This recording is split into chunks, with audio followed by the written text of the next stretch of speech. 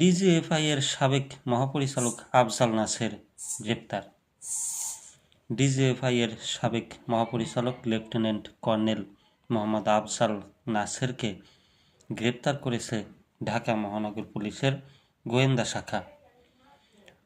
রোববার রাজধানীর মিরপুর ডিওএইচএস এর একটি বাসা থেকে গ্রেপ্তার করা হয় তাকে। ডিবির যুগ্ম কমিশনার মোহাম্মদ নাসিরুল ইসলাম এ তথ্য নিশ্চিত করেছেন। ডিবির একটি সূত্র জানায় ১/১১ অন্যতম প্রধান কুশীলব হিসেবে পরিচিত সাবেক সেনা কর্মকর্তা লেফটেন্যান্ট জেনারেল মাসুদ উদ্দিন চৌধুরী ও প্রতিরক্ষা গোয়েন্দা মহাপরিদপ্তরের সাবেক মহাপরিচালক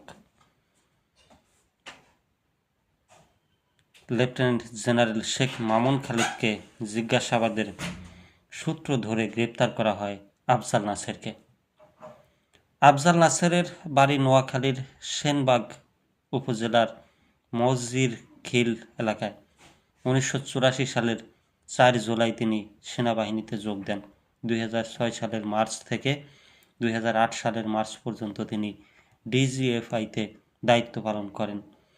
১/১১ সময়ে বিএনপির তৎকালীন সিনিয়র যুগ্ম মহাসচিব ও বর্তমান প্রধানমন্ত্রী তারেক রহমান সহ বিএনপি নেতাদের নির্যাতনে বারবার নাম আসে এই আফজালের। তার বিরুদ্ধে ভাটারায় জুলাইয়ে একটি হত্যা মামলা আছে। এর আগে গত সোমবার রাতে ঢাকার বাসা থেকে গ্রেপ্তার করা হয় মাসুদ উদ্দিন চৌধুরীকে। পরে পল্টন থানার মামলায় মঙ্গলবার আদালতের মাধ্যমে ৫ দিনের রিমান্ডে নেয় ডিবি। ওই রিমান্ড শেষে নতুন করে ৭ দিনের রিমান্ড আবেদন করলে আদালত তার ৬ দিনের রিমান্ড মঞ্জুর করেন।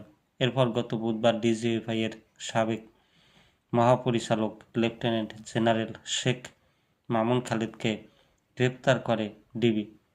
মিরপুর থানার একটি হত্যা মামলায় আদালত তার ৫ দিনের রিমান্ড মঞ্জুর করেন। ডিবি হেফাজতে তাকেও জিজ্ঞাসাবাদ চলছে।